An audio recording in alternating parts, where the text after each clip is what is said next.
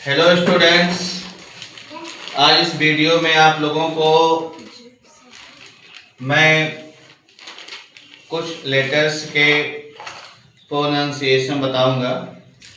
बहुत से ऐसे लेटर्स होते हैं जिनका एक से अधिक प्रोनाउंसिएशन होता है, जिनका एक से अधिक उच्चारण होता है। जैसे कि यहाँ आप हेडिंग में देख सकते हैं, प्रोनाउंसिएशन गॉट इजी। इसका मतलब है कि उच्चारण हुआ आसान। प्रोनाउंसिएशन गॉट इजी का मतलब है उच्चारण हुआ आसान। यहाँ देखिए मैं लिखा हूं अंग्रेजी व्यंजनों का उच्चारण। तो सबसे पहले यहाँ पे लिखा गया है सी। क्या लिखा गया है? सी। अब यहाँ पे आप ये पढ़ेंगे कि जो सी लेटर होता है उसके अनेक प्रकार के उच्चारण होते हैं। कभी कभी हम सी का उच्चारण छोटा सा करते हैं और कभी का करते हैं।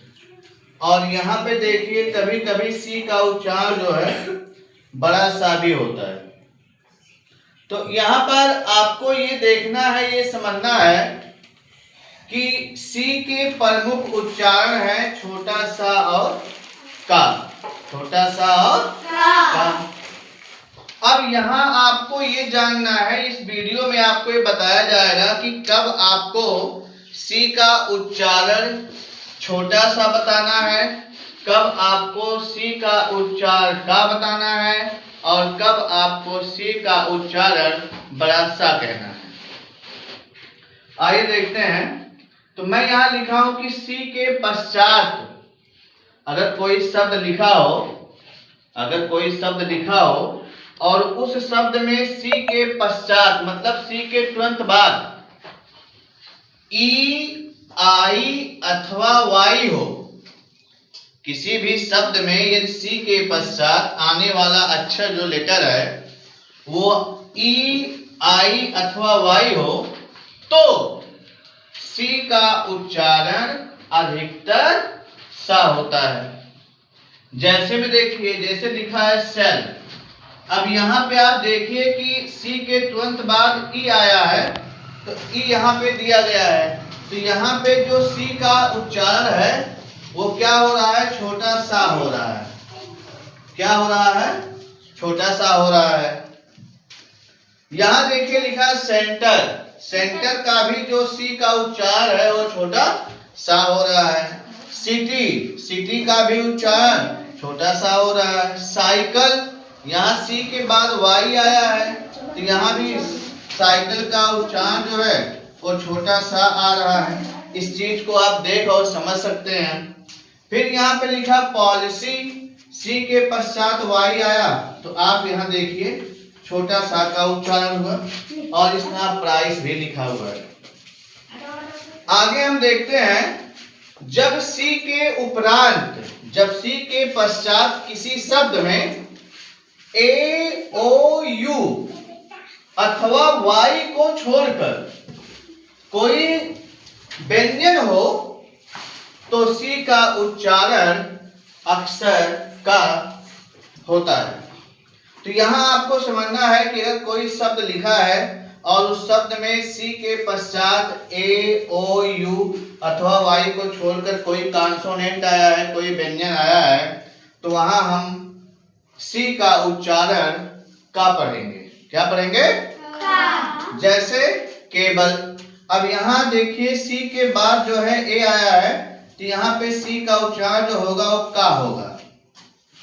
यहाँ लिखा कॉफिन, तो यहाँ सी के बाद ओ आया है तो इसका उच्चारण का हो जाएगा। यहाँ लिखा प्लास्टिक।